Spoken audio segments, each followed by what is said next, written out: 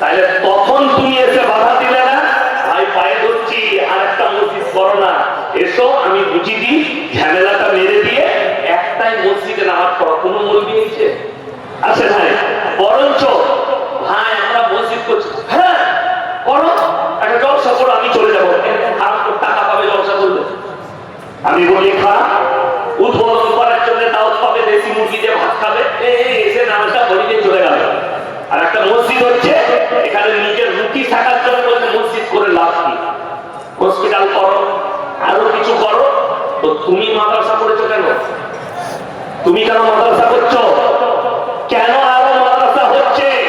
যদি আমি বলি বেলডাঙ্গায় জালিলিয়া আছে, সুরুলিয়া আছে, আবার কেন আশেপাশে মাদ্রাসা হচ্ছে? মাদ্রাসাগুলো বন্ধ করো। এটা আমার বলা ঠিক হবে না, অন্যায় হবে। তাড়াতাড়ি বলুন।